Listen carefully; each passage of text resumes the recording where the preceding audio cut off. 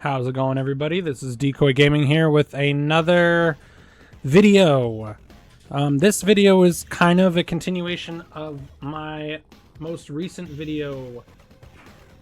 If you haven't seen the video titled What I Wish Someone Told Me When I Started Warframe, please go check that out. This is kind of a continuation of that, in a sense that I'm going to be going over things in this video that I already covered in that one, but they are both standalone videos. So if you're kind of, you're at the point where you understand there are quests to do, the star chart to do, weapons to kind of craft, you have trying to figure out modding, totally awesome, great. That's a good starting point. But when it was me at your level, I was feeling overwhelmed. I was asking what I should actually be doing. And I really want to kind of talk about how I think kind of Warframe progression is actually shown and done versus how the game presents it to the player. So let me go ahead and let's go to the star chart. So if this was Destiny, Borderlands, you might be looking at all these planets as like missions, campaign missions, part of where the quest is, and then you don't have to go back. I'm mastery rank 30. I have gone back to Earth, to Pluto, to Eris, to Mars to farm resources. So rushing through the star chart, although yeah, it's great, you're going to unlock the ability to create more, do more, you're also going to run into the resource wall where suddenly now you need an extra amount of resources to build all the weapons and everything that you have at your disposal to build.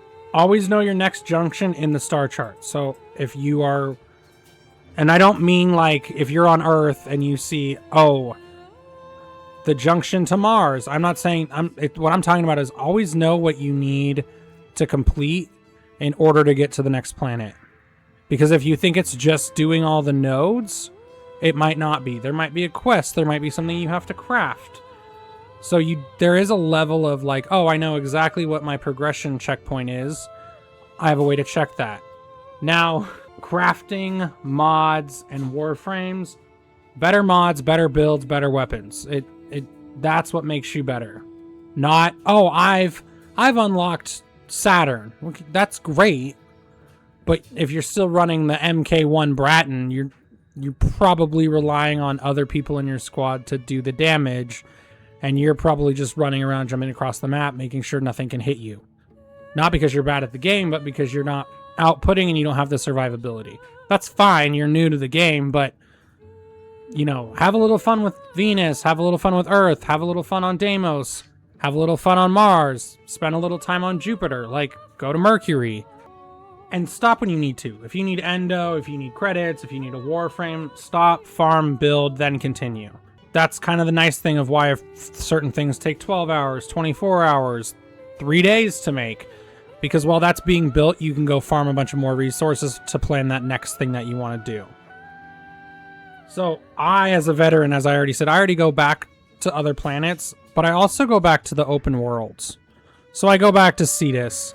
I go back to Venus. I go back to Mercury, or not Mercury, I go back to Deimos to go to the Cambion Drift. Like, I'm practically maxed all those out, so I already go back. But why? Because there's materials, there's other stuff that sometimes drops. Sometimes it's just fun to go farm things. Some of the vendors I have need, materials that are on the different planets. So there's always a reason to go back, but there is that reason to keep going. So you just kind of have to find your middle ground. And if you've completed the star chart on normal, jumping to Steel Path, I wouldn't recommend it if you just finished the star chart.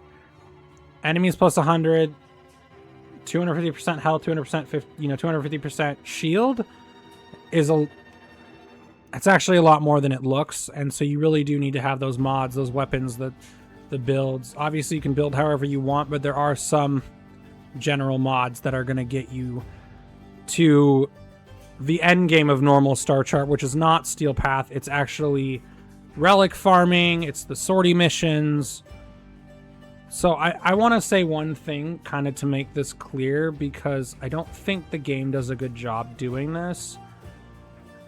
This game will suddenly tell you, hey, you now have access to whatever it is. And it makes you feel as a player that you have to go do that thing. You just don't, though. There's their event, hey, you now have access to relic farming. That's really cool, but like at your level, or wherever you are, if you're on Mars, if you're on Deimos, if you're on Saturn, you're not going to have the resources to build prime parts. You're just not. You're not going to have the credits. You're not even going to know what's worth getting from the relics. Yeah, you could go farm them, but you're also not going to have the void traces to really be able to like boost your odds on a relic. Or another one is like Sanctuary Onslaught. They might throw this at you and you'll be like, well, what is that?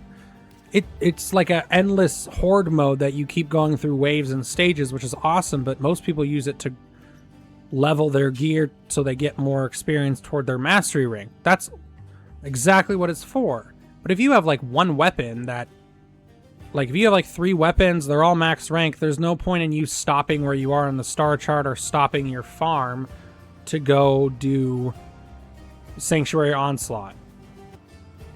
Same thing with quests. If we go over to the, to the quest marker and you look at all these, okay, so let's, oh, I'm on Heart of Deimos. Cool. Can you actually do like survive Deimos? That's wonderful that you're there and that you're finished with, that part, but like, can you actually like do damage on Deimos? Can you do the Archwing? Can you go do Nata? Like your MR rank, it could tell you that you have that MR rank and you're fine to do it, but like if I was MR rank 6 and I'm using MR rank 1 weapons and I have a bunch of 2, 3, 4, 5s to do, I probably go do those so that by the time I go do the mission, I already have like access to more mods because I just got them while playing the game and farming.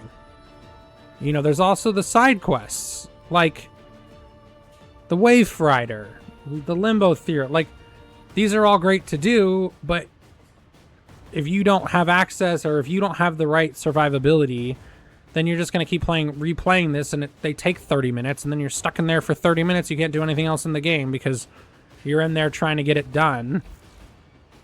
When they could have gone faster if you just played another 3 or 4 days. I know it sounds like a harsh critique, I get that, but like, this game is very different from many MMOs. Like, the game is, everything that you can do in the game at the beginning of the game is still there when you're leveled and higher. They've only taken minimal things from the game, but things that like nobody was playing, there was no relevance to them. There isn't like, yeah, there are cycles, but it's not like, oh, by next week, if I don't play this, for example, if I don't play this sortie, I'm never going to get the rewards. No, because this sortie is going to come. There's sorties every single day. 14 hours and 0 minutes. It's 7 p.m. on the Pacific coast, the West Coast in the United States. In 14 hours, I'm going to have a new literal sortie missions. It's 3 different missions. You do them all together in order to get the main reward at the end. There's also, there's all your different syndicates. You might not even know about these. I talk about them a little bit in another video I have, which talks about standing on Cetus, which kind of translates to everything else. You might need to go, pledge to them. Or, I think it's this one. If I go here, or I go visit them, whatever it may be, I'm going to go, change pledge. See? Sorry, I missed that. Change your pledge, you pledge to a different syndicate. These 3 are all to some level of being allies. But they have missions too.